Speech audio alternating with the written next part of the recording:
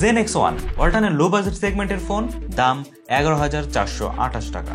পাচ্ছেন 4GB RAM, সাথে আরও 4GB র্যাপিড মেমোরি, রম 64GB এবং 52 মেগাপিক্সেলের মেইন সেন্সর।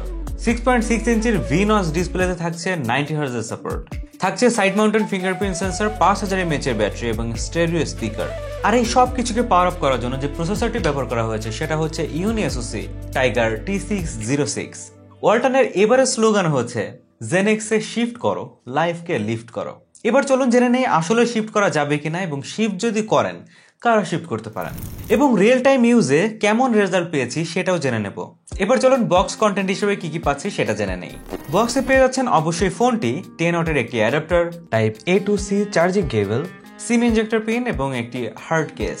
ফোনটি পুরোটাই হচ্ছে প্লাস্টিক বিল্ড। নিচের দিকে রয়েছে mini speaker grill, type C charging port, microphone এবং 3.5mm জ্যাক পোর্ট। উপরের দিকে রয়েছে সেকেন্ডারি স্পিকার। এই বাজেট রেঞ্জে কিন্তু এই সেকেন্ডারি স্পিকারটি দেখা যায় না।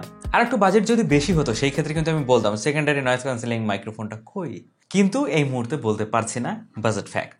তো সহজে বুঝতে পারছেন কন্টেন্ট লাভারদের জন্য এক্সট্রা একটি ফিচার পেয়ে যাচ্ছে এই বাজেট সেগমেন্টে। এই ডান সাইডে পাচ্ছেন পাওয়ার বাটন এবং ভলিউম রকার। এই পাওয়ার বাটনটি হচ্ছে ফিঙ্গারপ্রিন্ট সেন্সর। ফিঙ্গারপ্রিন্ট সেন্সরটি বাজেট বিবেচনায় মোটামুটি ফাস্টই বলা যায়, একটু অ্যানিমেশন ডিলে দেখতে পাবেন আর কি। ওজন হচ্ছে 200 গ্রামের আশেপাশে এবং থিকনেস হচ্ছে 8.7mm। বা পাশে হচ্ছে সিম কার্ড ট্রে রয়েছে, যেখানে 2টা সিম এবং একটি মেমোরি কার্ড ইউজ করতে পারবেন। এটা কিন্তু আপ টু 256GB। পেছনের ডিজাইনটা আমার কাছে বেশ ভালোই লেগেছে। এই ডিজাইনটা মানে এই দানিং বেশ চলতেছে, মানে অন্যান্য কোম্পানিও এই ডিজাইনটাই দিচ্ছে। এর 2টা কালার ভেরিয়েন্ট পেয়ে যাবেন, একটি হচ্ছে নোয়ার ব্ল্যাক এবং গ্লসিয়ার ব্লু। আমার হাতে রয়েছে ব্ল্যাক কালার এডিশন।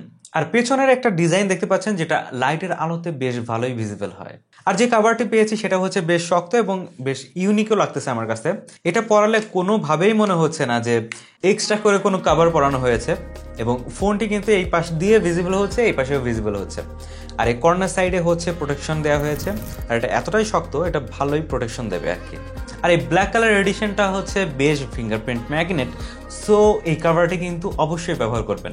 সব কিছু ঠিকঠাক থাকলেও এই ডিসপ্লেটা দেখে অনেকের মন খারাপ হয়ে যেতে পারে এই অটাডপ নচ দেখে। তবে ডিসপ্লে কিন্তু বেশ বড় সড়ো, 6.6 ইঞ্চির HD+ ডিসপ্লে। তবে এই অটাডপ নচ থাকলেও কষ্ট করেও যদি এর ডিসপ্লে রেজুলেশন ফুল HD করা যেত তাহলে বেশ ভালো হতো। যেহেতু এই ধরনের ফোন যারা সোশ্যাল মিডিয়া ব্রাউজিং করে তারা নেয়, এবং মাল্টিমিডিয়া যারা কনজাম্পশন করে তারা নেয়, তো ইউজারদের মধ্যে ডিসপ্লেটা বেশ ভালো ইফেক্ট ফেলে। এই জন্য এদিকে একটু নজর দেওয়া উচিত। তবে এই বাজেট সেগমেন্টেও পাচ্ছেন 90 হার্জের সাপোর্ট, যার জন্য স্ক্রলিং, টাচ কন্ট্রোলিং ভালো পেয়েছি। এছাড়াও app open close, RAM management, average result দেখিয়েছে। 3-4টা অ্যাপ রেখে কাজ করতে পারবেন ইজিলি। অতিরিক্ত তেমন কোনো অ্যাপ্লিকেশন দেখতে পাই নাই, যেটা আমার কাছে বেশ ভালো লেগেছে। এটি ইউজ করার সময় আপনি স্টক অ্যান্ড্রয়েডের ফিল পাবেন। তবে গুরুত্বপূর্ণ 2টা ফিচার আমি দেখতে পাইছি, যেটা দিয়ে মূলত আপনারা সহজেই বুঝতে পারবেন এটা কাদেরকে টার্গেট করে আনা হয়েছে। একটা হচ্ছে চাইল্ড মোড, অন্যটি হচ্ছে সিনিয়র টাচ। ব্যাপারটা জোস। বাসার সিনিয়র পারসন, আগে যারা ফোন ধরতেও নিষেধ করতো, তারা এখন ফোন চালায়, তাদের জন্য এই অপশনটা বেশ কাজে দেবে। ডিসপ্লে চিন বেজেল বেশ মোটাসোটা, নিচের দিকে একটু বেশি। এটাকে আমি ভুল ধরতে পারছি না, কারণ এই বাজেট সেগমেন্টে এর চাইতে চিন বেজেল কম আলা কোনো ফোন কিন্তু আমি দেখি নাই। সো যদি থাকতো সেই ক্ষেত্রে এটাকে কম্পেয়ার করা যেত আর কি। সো বাজেট বিবেচনায় এটা ঠিকঠাকই আছে। ভিডিও মোটামুটি বেশ কালারফুল, তবে ডিটেলের কিছু ঘাটতি পাবেন। ওই যে HD+, একটু দূরে রেখে ভিডিও ফুটেজ দেখলে বেশ ক্লিয়ার এবং ঝকঝকে তকতকে মনে হয়। তবে কাছে নিয়ে যদি একটু খুব ডিটেলে খেয়াল করেন সেই ক্ষেত্রে আপনি পিক্সেল দেখতে পাবেন, কিন্তু পিক ব্রাইটনেস কম হলেও ইনডোরে তো খুব ভালোভাবে দেখতে পাবেন, এবং আউটডোর যদি দেখতে হয় সেক্ষেত্রে শ্যাডো এরিয়াতে দেখতে পাবেন আর কি, ভিজিবল হবে। তবে সরাসরি যদি রোদের আলোতে দেখতে চান সেক্ষেত্রে স্ট্রাগল করতে হবে। ফোনটিতে রয়েছে 5000 mAh এর ব্যাটারি। ব্যাকআপ ইজিলি আপনি একদিনের মতো পেয়ে যাবেন যদি আপনি নর্মাল ইউজ করেন। আবার যদি আপনি হেভি ইউজ করেন, আবার এটাকে হটস্পট হিসেবে ইউজ করতে শুরু করেন, আবার যদি টুকটাক গেমিংও করেন, সেই ক্ষেত্রে কিন্তু আপনাকে দিনে একবার চার্জ করতেই হবে।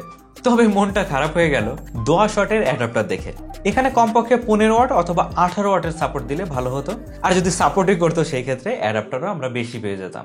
প্রসেসর এন্ট্রি লেভেলের ইউনি এসওসি T606, যেটা কিনা 12nm এর। আপনারা অনেকেই এটাকে চিনে থাকবেন, অর্থাৎ যারা এন্ট্রি লেভেলের ফোন ইউজ করছেন এতদিন ধরে তাদের কাছে খুবই পরিচিত নাম। এই প্রসেসরটা দিয়ে সত্যি বলতে আপনি 2D গেম ইজিলি খেলতে পারবেন। তবে জাইরো সেন্সর জাতীয় যে গেমগুলো আছে সেইগুলো কিন্তু একটু কম পারফরমেন্স পাবেন, কারণ জাইরো সেন্সরটা এই ফোনটিতে নেই। তবে টেম্পল রান আমি ট্রাই করেছি, সেটা আবার ভালো খেলতে পারছি। আবার ফ্রুট নিনজা খেলেছি 4 ফিঙ্গার দিয়ে, সেই 4 ফিঙ্গারের সাপোর্টও কিন্তু নিচ্ছে। এটা আমার কাছে বেশ অবাকই লেগেছে। সো এত বড় ডিসপ্লে যেহেতু লুডো খেলে সময় পার করতে পারবেন। তবে একটা সিক্রেট বলতে চাই, আপনি যদি র্যাম এবং রম একদম ফ্রি রাখতে পারেন, অর্থাৎ অতিরিক্ত কোনো অ্যাপ যদি আপনি ইনস্টল না করেন, সেই ক্ষেত্রে যদি আপনি একটা গেম খেলতে চান সেইটা ইজিলি খেলতে পারবেন, সেটা হচ্ছে ফ্রি ফায়ার। গ্রাফিক্স কিন্তু অতটা ভালো পাবেন না, আবার লং টার্ম যদি গেম খেলতে চান সেই ক্ষেত্রে কিন্তু একটু ল্যাগের দেখা পাবেন, বাট ট্রাস্ট মি খেলা যাবে যদি এই রুলসগুলো ফলো করেন আর কি। ইউআই হিসেবে এই ফোনটিতে পেয়ে যাচ্ছেন ROS version 2 based on Android 15 আশা করছিলাম।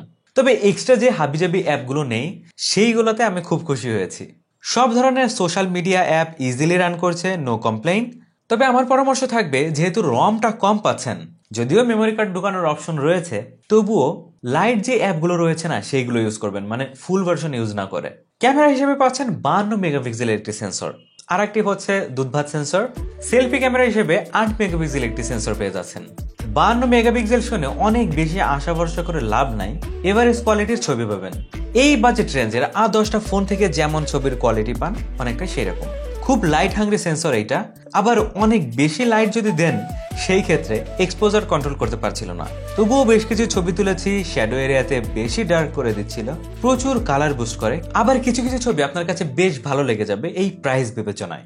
ডাইনামিক রেঞ্জকে আমি এভারেজ বলবো, কারণ ডাইনামিক রেঞ্জ ঠিক করতে গিয়ে সাবজেক্টের ব্রাইটনেস কমিয়ে দিচ্ছিল।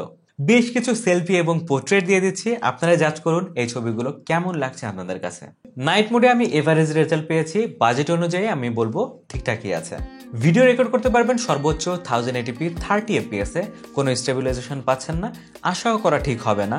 তাহলে এই ফোনটি মূলত কাদেরকে সাজেস্ট করা যায় এবং কারাই বা এই ফোনে শিফট করবেন, চলুন জেনে নেই। যারা একটি সেকেন্ডারি ফোন চাচ্ছেন লাইট ইউজ করার জন্য, 10 ওয়াট যাদের কাছে ম্যাটার না, সারাদিন ফোনটা চললেই হলো। বাসার অনেক সিনিয়র মুরব্বী আছেন যারা এখনো বাটন ফোন চালাতে অভ্যস্ত, বাট এই মুহূর্তে একটি স্মার্টফোনে শিফট করতে চাচ্ছেন, তারা ইজিলি শিফট করতে পারবেন। যারা মিডিয়া কনজিউম করেন অনেক বেশি এবং বাচ্চাদের অনলাইন ক্লাসের জন্য একটি ফোন দিতে যাচ্ছেন, আবার অনেকে আছেন টুকটাক 2D গেম খেলে সময় পার করতে চান, অফলাইনে অনেক ছোট ছোট গেম রয়েছে সেইগুলো খেলতে চান, তারা কিন্তু ইজিলি এই ফোনটাতে শিফট করতে পারবেন। কেমন লাগলো অল্টানের এই নিউ সিরিজের লো ক্যাটাগরির ফোন? জানাতে ভুলবেন না, জানিয়ে দিন কমেন্ট সেকশনে। আর আজকের ভিডিও কেমন লাগলো সেটাও জানাতে ভুলবেন না, সেটাও কিন্তু জানিয়ে দিতে হবে কমেন্ট সেকশনে। আজকের মতো এই পর্যন্তই, দেখা হচ্ছে অন্য কোনো ভিডিওতে ভিন্ন কোনো টপিক নিয়ে। ততদিন পর্যন্ত ভালো থাকুন, সুস্থ থাকুন এবং দেখতে থাকুন টেক মামা।